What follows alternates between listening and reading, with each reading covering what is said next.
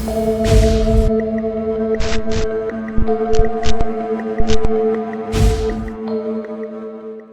inget banget waktu itu, sekitar tahun 2007-an, saya masih kecil. Tinggal di salah satu desa terpencil di pinggiran hutan Banyuwangi. Desa itu adem sih, udaranya sejuk, banyak pohon bambu, sawah luas, dan kehidupan warganya sederhana. Tapi di balik tenangnya desa itu, ada satu sosok yang bikin bulu kuduk warga berdiri. Pak Rawi, nama itu kalau diucap sembarangan aja, bisa bikin orang langsung menunduk. Dia bukan kepala desa, bukan tokoh agama, bukan juga orang kaya. Tapi dia punya satu kekuatan yang bikin semua orang takut. Katanya, dia dukun santet. Bukan dukun biasa yang ngurut atau kasih ramuan herbal, tapi yang bisa nyakitin orang cuma lewat nama dan foto. Serem banget. Ya, waktu itu saya masih polos, nggak ngerti soal hal-hal gaib. Tapi dari kecil saya udah dikasih tahu sama orang tua, kalau lewat rumah Pak Rawi jangan nenggok, jalan aja lurus. Jangan ngomong, jangan senhum. Bahkan anak-anak lain juga begitu. Kita semua tahu rumahnya ada di ujung jalan, dekat kebun pisang yang selalu terlihat gelap dan lembab. Walau siang hari, rumahnya tua, berdinding kayu, catnya udah mengelupas, dan jendelanya selalu tertutup. Yang bikin aneh, nggak pernah ada suara dari dalam rumah itu. Nggak ada suara TV, radio, atau bahkan ayam berkokok.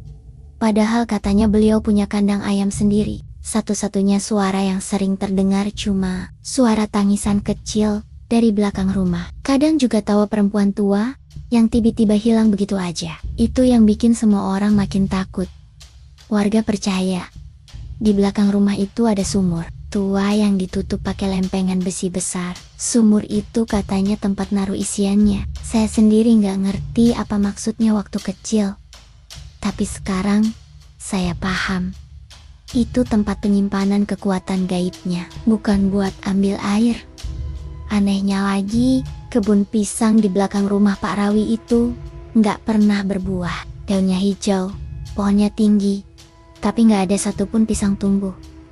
Padahal kebun lain di sekitarnya subur semua. Warga bilang tanah itu udah ditanami sesuatu yang bukan dari dunia ini. Katanya, setiap kali Pak Rawi mau ngirim santet ke seseorang, dia akan pergi ke belakang rumah itu dan berdoa di depan sumur. Ada yang pernah ngintip, katanya dia nggak berdoa biasa, tapi baca mantra sambil gigit jari sendiri sampai berdarah.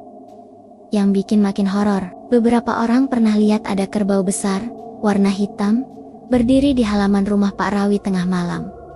Badannya tinggi besar, matanya merah menyala, tapi pas mau didekati, langsung hilang. Begitu aja. Warga yakin itu bukan kerbau biasa, itu adalah makhluk gaib yang dia pelihara. Pak Rawi hidup sendirian, istrinya katanya udah lama pergi entah kemana.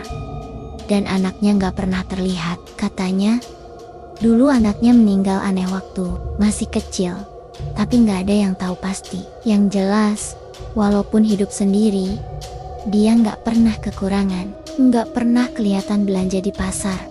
Tapi makanan selalu ada. Ayam di kandangnya nggak pernah habis. Bahkan ada yang bilang, tiap pagi ayamnya bertelur sendiri, tanpa diberi pakan. Warga sih udah pasrah. Nggak ada yang berani ngusik. Tapi, sebenarnya banyak yang merasa nggak nyaman tinggal satu kampung sama orang kayak dia. Karena tiap kali ada masalah, tiap kali ada orang sakit aneh, atau musibah datang tiba-tiba, pasti orang langsung bisik-bisik, jangan-jangan kena kiriman dari Pak Rawi. Puncaknya, waktu ada keluarga baru pindah ke desa, pasangan muda, Mas Dodi dan istrinya, Mbak Rani.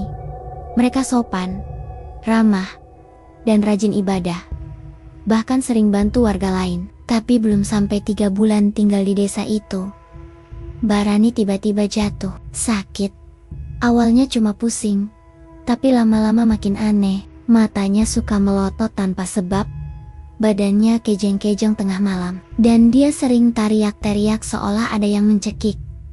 Mas Dodi udah bawa ke puskesmas, ke dokter, tapi hasilnya normal, nggak ada penyakit. Tapi kondisinya makin parah. Sampai akhirnya Mas Dodi nekat manggil ustadz dari luar desa. Ustadz itu datang malam Jumat dan langsung mulai ruqyah di rumah mereka. Saya ingat malam itu hampir semua warga diam di rumah, tapi suara teriakan dari rumah Mas Dodi nyampe kemana-mana. Barani teriak sekencang-kencangnya. Suaranya berat, kayak bukan suara perempuan. Dia ngomel, marah, dan sebut-sebut nama Pak Rawi berkali-kali. Pak Rawi, aku nurut. Jangan kirim mereka lagi. Jangan suruh aku. Warga yang dengar semua kaget. Walaupun gak ada bukti langsung, tapi itu kayak konfirmasi dari mulut korban sendiri. Besoknya, suasana desa berubah. Orang-orang mulai bisik-bisik, tapi tetap gak ada yang berani langsung datangin rumah Pak Rawi. Karena siapa juga yang mau nantangin dukun yang katanya bisa bunuh orang dari jauh? Setelah kejadian itu, Mbak Rani sembuh perlahan, tapi keluarganya mutusin buat pindah dari desa. Mereka nggak tahan dengan atmosfer yang mencekam. Mas Dodi bilang ke salah satu tetangga, saya nggak bisa tinggal di desa yang dihantui ketakutan, apalagi kalau sumbernya cuma dibiarkan hidup bebas. Waktu itu, saya belum ngerti sepenuhnya, tapi sekarang saya sadar, Tuhan punya cara sendiri buat memperingatkan manusia, dan buat orang-orang yang bermain dengan kekuatan kegelapan. Ada waktunya mereka juga akan ditelan oleh kekuatan itu sendiri. Dan kejadian selanjutnya jauh lebih mengerikan dari yang siapapun duga. Malam itu benar-benar beda dari biasanya. Langit hitam pekat tanpa bintang. Hujan turun deras banget, sampai genteng rumah pada bocor, dan suara air jatuh terdengar seperti hujan batu. Petir niambar-niambar hampir setiap beberapa menit. Kadang bikin lampu di rumah kedap-kedip, bikin suasana makin gak karuan. Angin juga kencang banget. Pohon-pohon di sekitar rumah berderak-derak, bahkan ada yang sampai tumbang. Warga semua ngurung diri di dalam rumah masing-masing. Gak ada yang berani keluar. Biasanya kalau hujan deras gini, orang-orang cuma tiduran sambil ngopi atau nonton TV. Tapi malam itu beda. Gak tahu kenapa, perasaan saya juga gak enak. Seperti ada yang bakal terjadi. Udara rasanya berat banget, dingin, tapi bikin gerah. Dan anehnya lagi, semua hewan peliharaan di desa, ayam, kucing, kambing, semuanya diam. Gak ada suara sama sekali. Sunyi.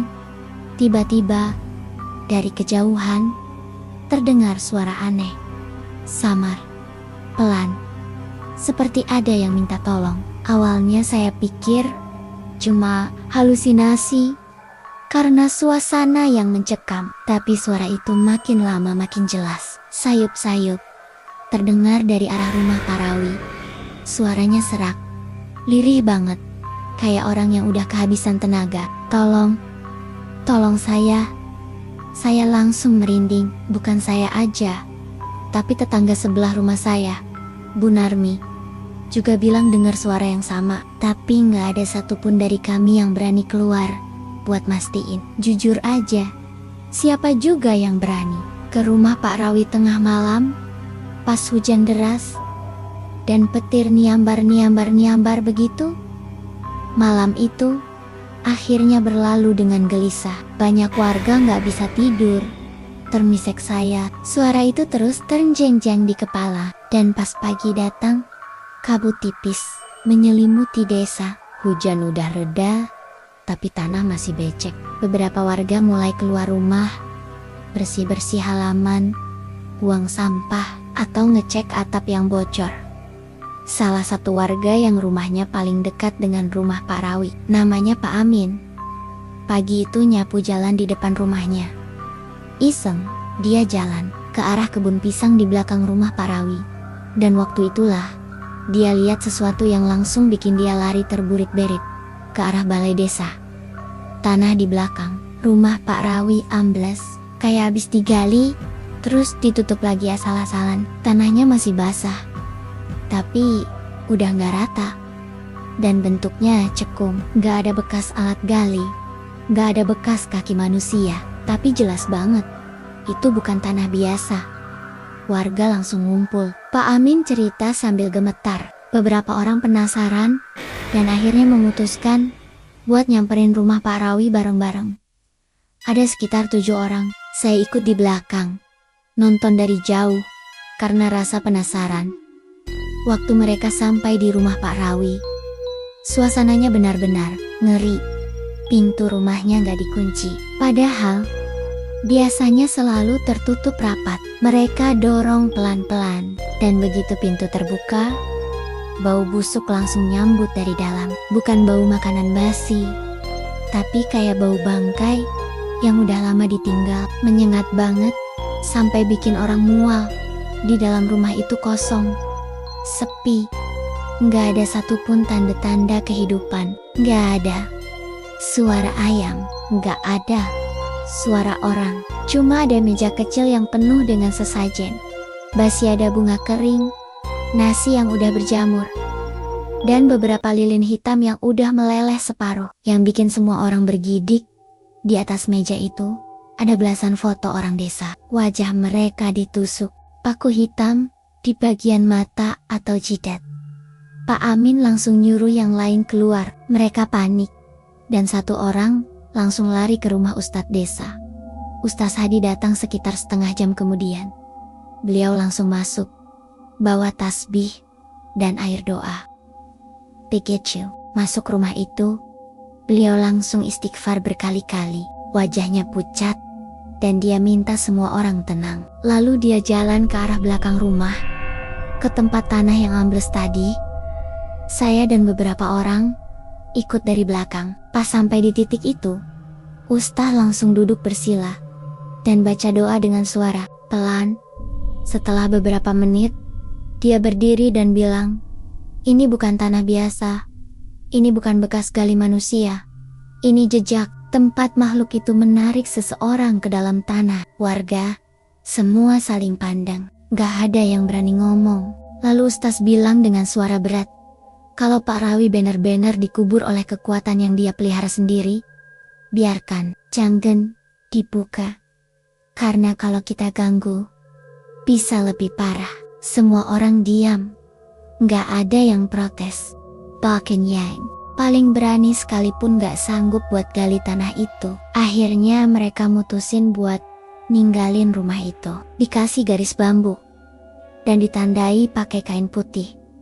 Hari-hari setelah kejadian itu, desa jadi lebih sunyi dari biasanya. Warga gak ada yang berani lewat dekat rumah Pak Rawi. Bahkan anak-anak dilarang main ke sana. Tapi meskipun rumah itu udah kosong, kadang malam Jumat Kliwon, suara minta tolong itu masih terdengar. Samar, pelan, seolah ada yang masih kejebak di dalam sana. Ada juga yang bilang pernah lihat sosok bayangan hitam berdiri di balik jendela rumahnya. Diam aja, gak bergerak. Tapi begitu ditatap, langsung menghilang. Bahkan beberapa warga yang berani lewat sana malam hari ngaku tiba-tiba merasa pusing, mual, atau sesak napas. Desa kami berubah sejak malam itu. Orang-orang jadi lebih rajin ibadah. Masjid jadi lebih ramai. Anak muda mulai ikut pengajian. Semua sadar, apa yang mereka lihat adalah bentuk peringatan bahwa bermain dengan kekuatan gelap, sebesar apapun ilmu yang dipunya, pada akhirnya akan kembali menelan pemiliknya. Dan satu hal yang selalu diingat semua warga sampai sekarang, jangan pernah main-main dengan ilmu santet, karena yang kamu pelihara suatu hari akan menjemputmu kembali.